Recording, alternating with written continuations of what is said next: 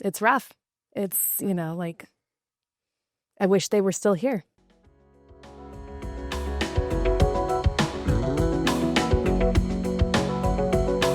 Welcome, everyone, to this edition of Inside the Cockpit. I'm your host and pilot, Maike Beeler.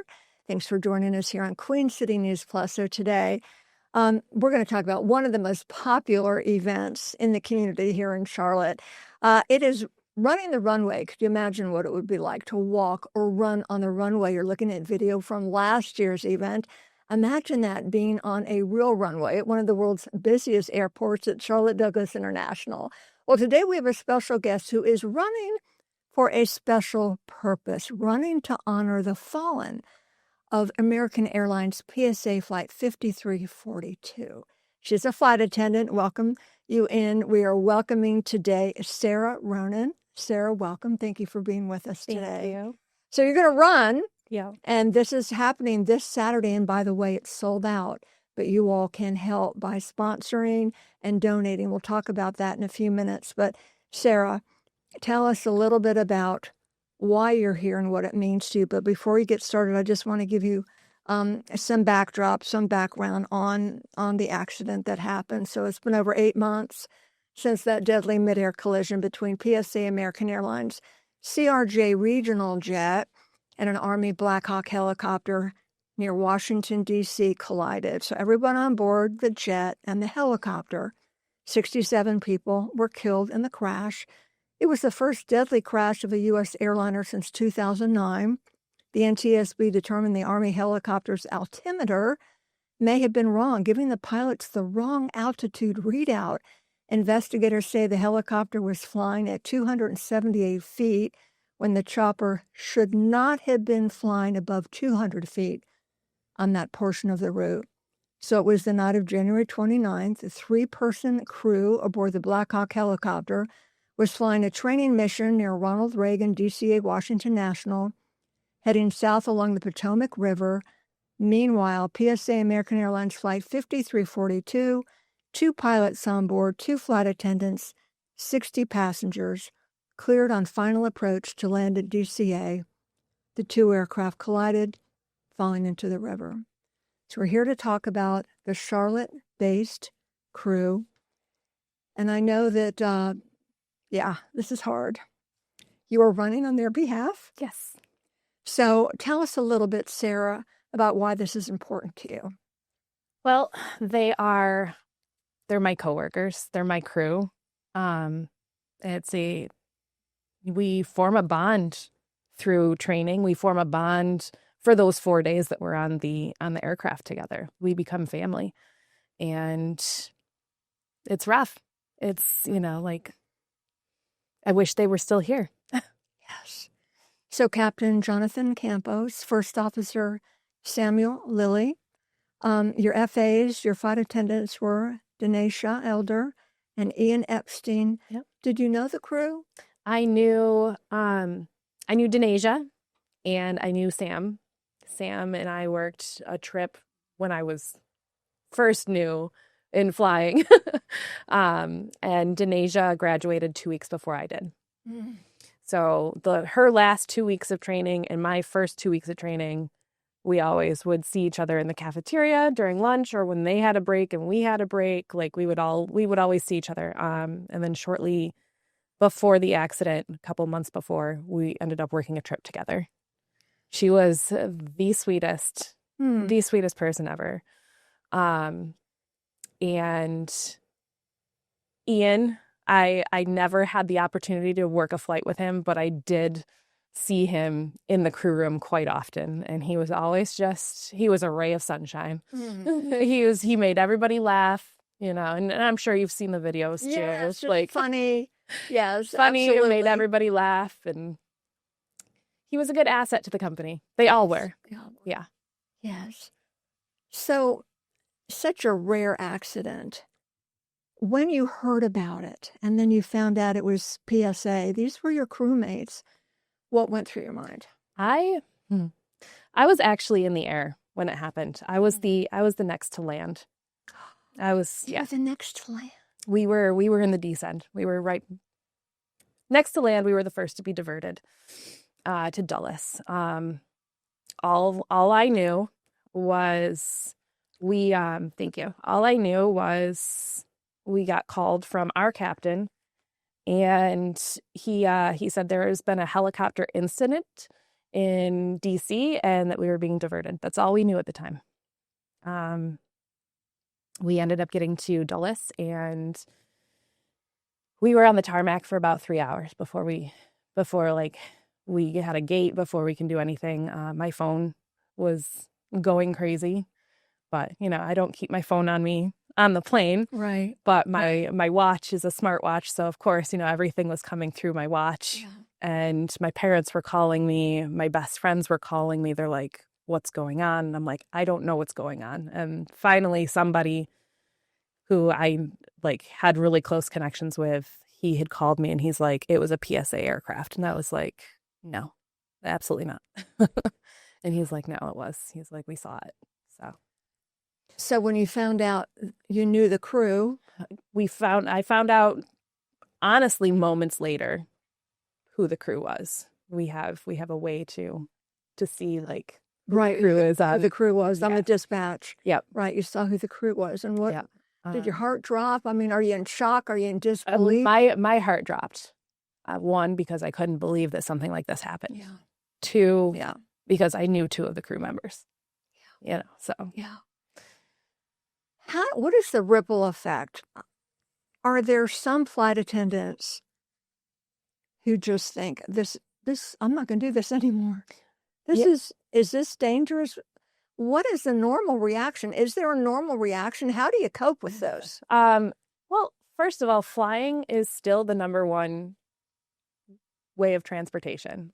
Safest way. Safest way, 100%. Yeah, you see all these stories these days about silly things happening, but flying is still the safest way of traveling. And I know that after that accident, there were quite a few people that decided that they weren't going to fly anymore. Were these professionals, or are you talking about passengers? No, they were, from what I heard, they were just people in training. Oh, training to be FAA's flight attendants? Flight attendants. They lost a couple people, and they said, "Nope, not going to do it." Yeah. Myself personally, I took a week off from work. The night of the crash, it was also my son's birthday, and I wasn't home to be there, so kind of ripple effect on that one for me too. But this is always, believe it or not, has always been a dream of mine to be a flight attendant, and I love this job, and I'm going to be there. And I say a prayer every single day when I walk onto that plane that we make it off that plane. Yeah. So it's still tough. It was tough for about the first month after the accident. Were you scared at all?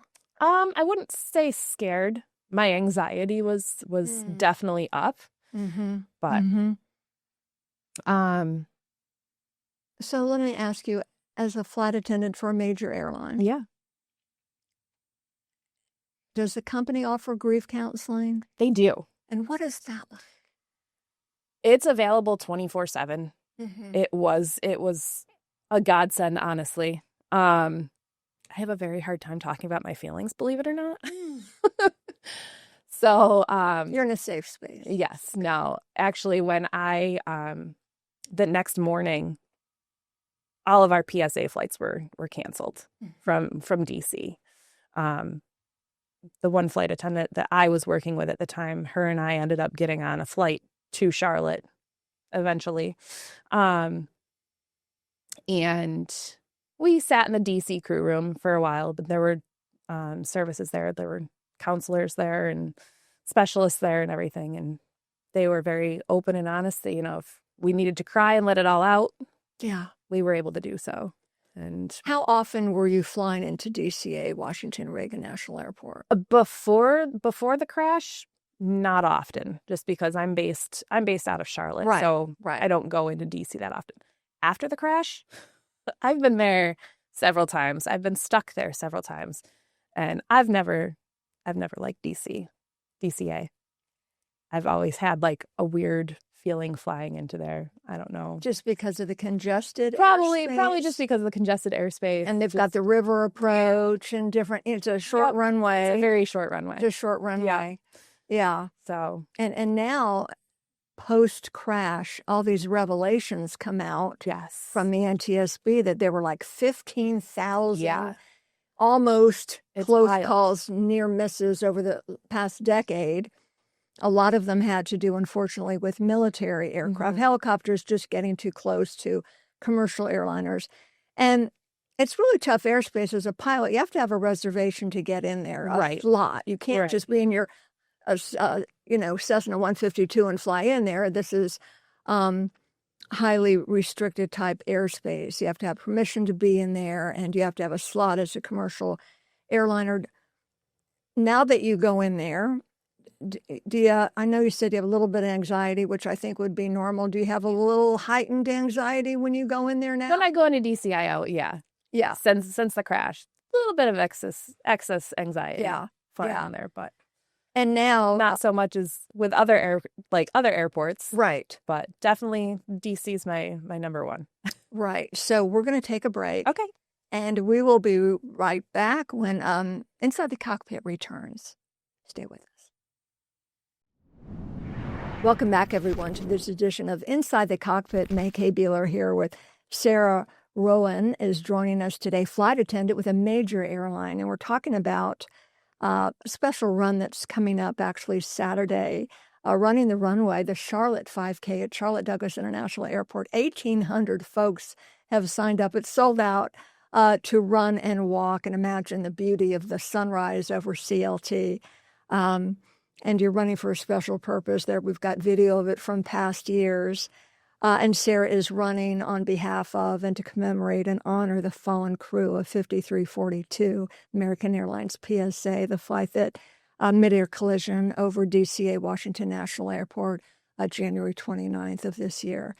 So we talked about what it's like with the crew and talk a little bit about Denasia. Now, did you tell me you were in training with her, or tell me about that relationship? So she was in the class before I was. She graduated 2 weeks before I did. So her last 2 weeks and my first 2 weeks is when we kind of had our first interaction.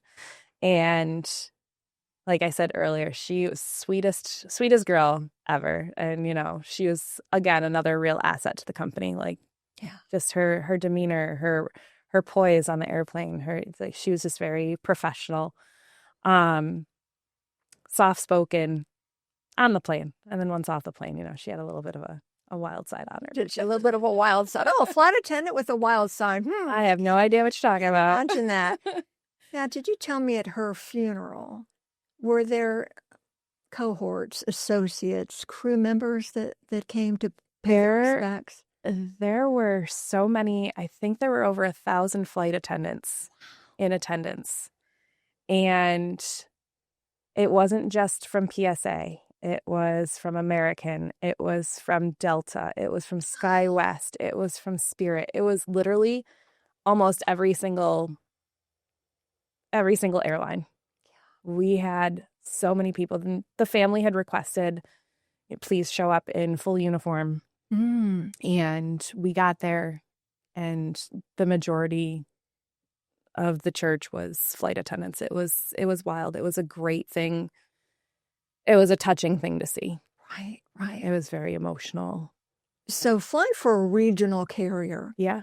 How is that different from the legacy, the mainline airlines? Yeah. So for regional, we're obviously a smaller airline. Right. We have 4 crew members. Yeah. We've got the pilot, we've got the FO, or we've got the captain, we've got the FO, and then we have our 2 flight attendants. Yes. It's those 4 people for at least 4 days all together all the time. So we become kind of like a small little knit family for those 4 days, And one thing that I've noticed since the crash is there's a lot more togetherness within those crews. You feel closer. Yeah, a little bit. If we go out after a long flight, if we go out to dinner, or go out and do something fun, you know, we always make sure, at least the crews that I've been with, we always make sure that, you know, we send up a toast or we at least bring up our fallen crew members at least once, you know, from what I've noticed, you know, we always mention them at least once. What do you want the flying public? What do you want people to know? What's it like being a flight attendant, and how important is the job? I think that you're underestimated. You're not appreciated as much because we know you're there for safety. Right. What do you want people to know? I think you get harassed a lot, don't you? Harassed maybe, but not like, I don't know. I don't know how to actually like word it, but what's it like? Sarah, what's it like? No, I mean, it's stressful. Training was wild. It was 4 weeks. It was like a semester of college in 4 weeks. Yeah. A lot. Cried a lot during training.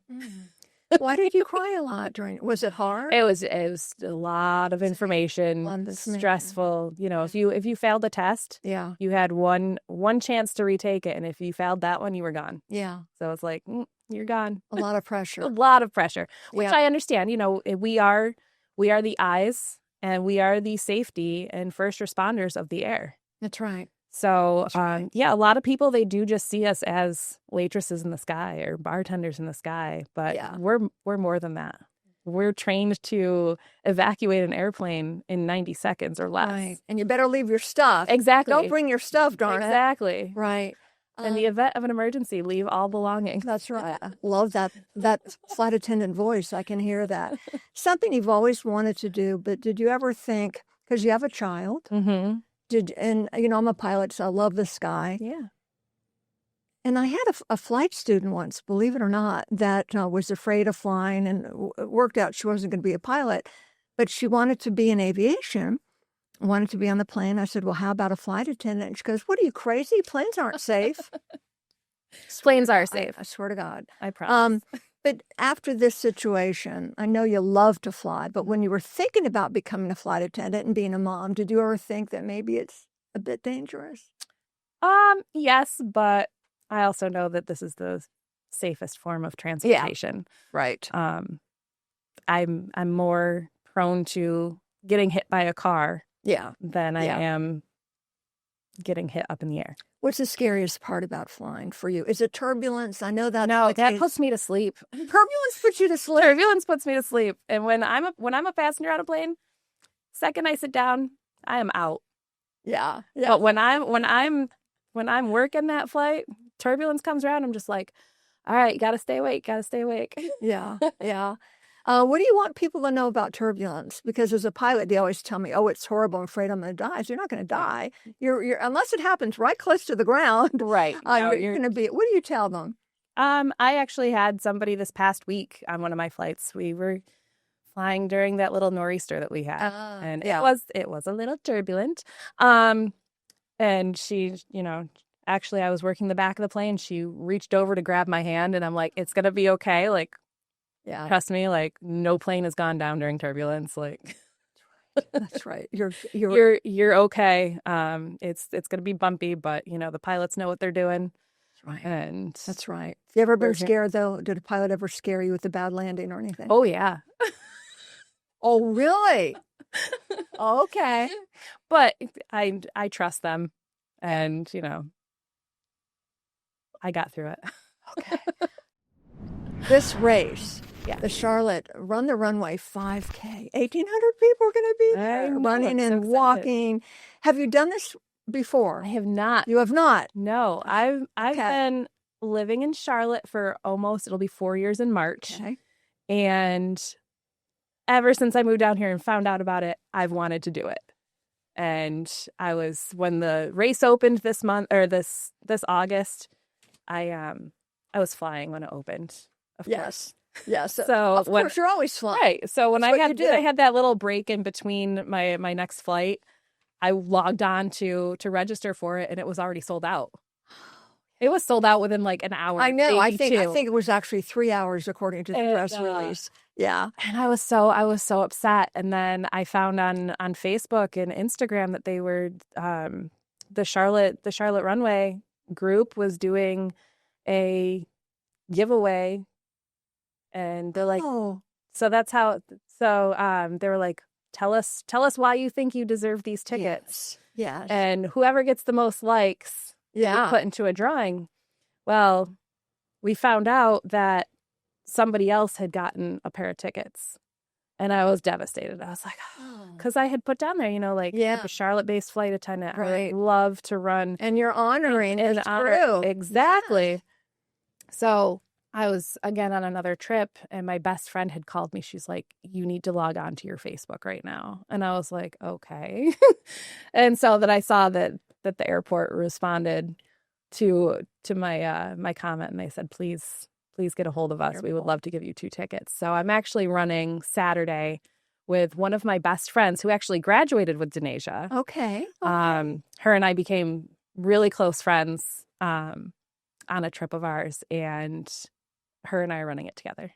So, yeah. Okay. Have you been training? I have. Okay, you have? I have. Are you going to run or walk? Kind of jog? I'm going to see how the day feels, honestly. And take in the sight. Exactly. There'll be airplanes. Exactly. You're going to see the 4th runway, which is under construction. I think that's going to be commissioned in 2027. So that's exciting. Yeah, I'm super excited about it. But yeah, I've been training. I'm not training as much as I can, but because you're always in the air. I'm always in the air. I have terrible shin splints. Oh no! But no! But you're running for a great cause. I'm running for my friends, and yes, this experience is going to be one of a lifetime. So we're going to be cheering you on. Yeah. We do want folks to know too that even though it's sold out, you can donate. So the proceeds for this race go to the Airport Opportunity Scholarship Fund at Central Piedmont Community College. And you can donate. And, of course, follow all the action on social media. So Sarah is going to be there running for her crewmates, her fallen crewmates of 5342. I'm sure that you know that Sam Lilly, his father, ironically also flew Black Hawk helicopters, also flies the CRJ, the baby version of the CRJ. Now, tell everybody what the CRJ is like, this regional jet. Sure. So it is a lot smaller, depending on which one that we fly. Either it's the 700 or the 900. Or the 900. We have a lot of pushback from everybody because we don't allow our rollerboards on. So they come on expecting to bring their carry-on, and we're like, yeah, sorry, it's not allowed. And they're like, well, it went on the last one. I'm like, no, it didn't. Okay.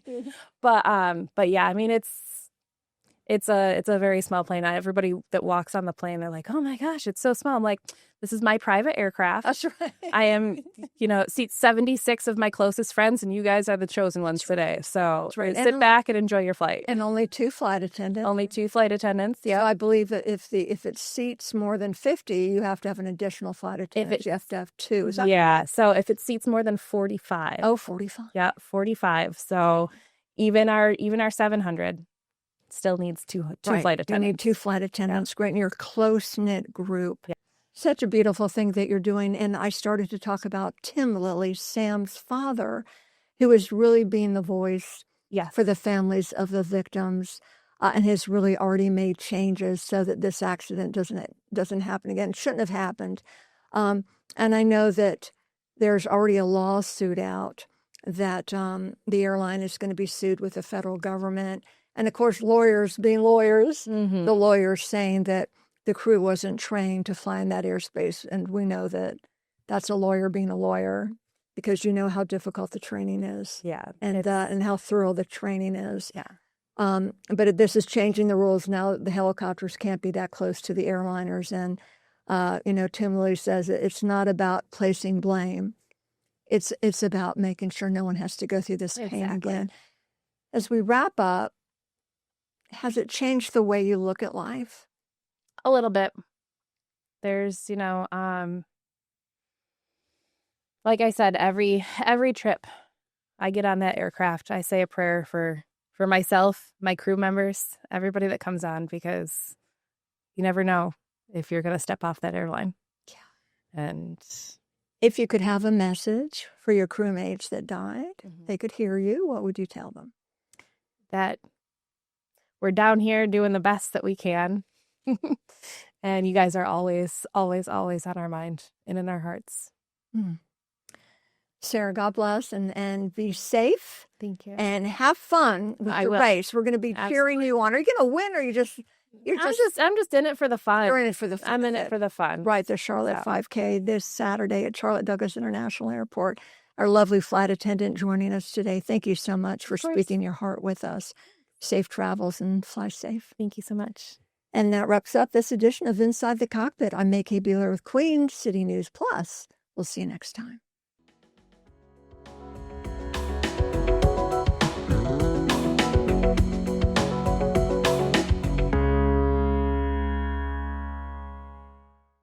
Queen City News Plus. Just search Queen City News on your smart TV's app store.